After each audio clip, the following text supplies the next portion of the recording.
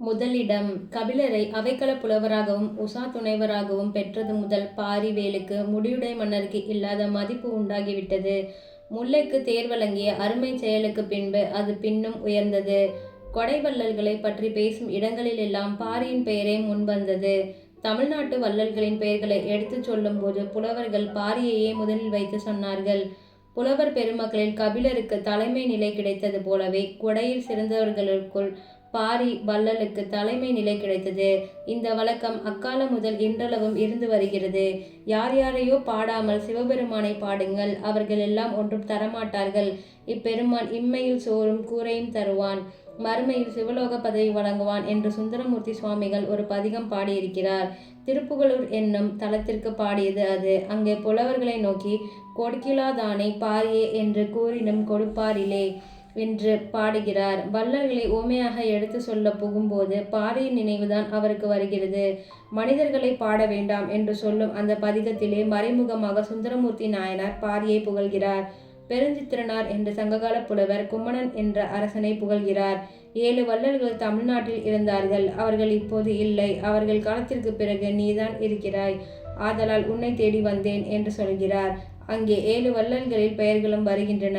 அவர்கள் பாரி, ஓரி, மலையன், எழினி, பேகன், ஆய், நல்லி என்பவர்கள். அந்த வரிசையில் முதலில் பாரியைத்தான் வைக்கிறார். முரசு கடிப்பு இகுப்பவும் வாழ்வலை துவைப்பவும் அரசுடன் பொருத அண்ணல் நெடுவரை கரங்கு வெள்ளருவி கல்லழைத்து ஒழுகும் பரம்பிற்கோமான் பாரியும் என்று பாரியை பாராட்டுகிறார்.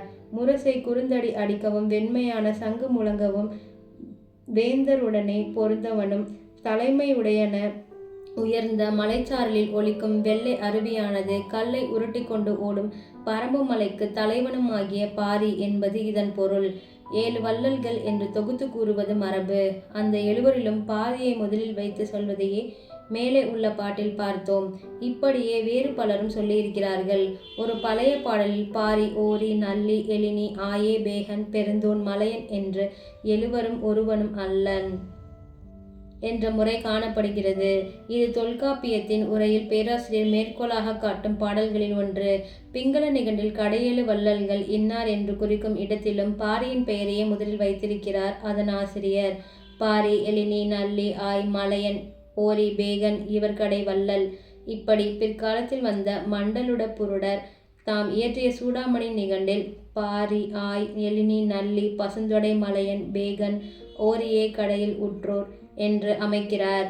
இந்த 2 நிகண்டுகளிலும் 7 வள்ளல்களில் மற்றவர்களின் பெயர்கள் எப்படி மாறினாலும் பாரியின் பெயர் முதலிடம் பெற்று நிற்கின்றது. 7 பெயர்களை சொல்லாமல் சில பெயர்களை சொல்லும் இடத்திலும் பாரியை முன் நிற்கிறான். பாரி, ஓரி தொல்காப்பியம் என்பதும் வன்புகழ் பாரி, காரி என்றிசைவாது கூறி திருப்புகழ் என்பதும் இதற்கு சான்று பகரும். சங்க காலத்தில் வாழ்ந்த நல்லிசை புலவர்களும் பிற்காலத்து புலவர்களும் வள்ளல்களின் பெருமையை சிறப்பித்து பாடும்போது பாரிக்கு முதலிடம் கொடுப்பது மரபாகிவிட்டது. பாரி வேலை தமிழுலகம் மறவாமல் பாராட்டும் முறை இதுவானால் அவனுடைய பெருமையை என்னென்று விரித்துரைப்பது?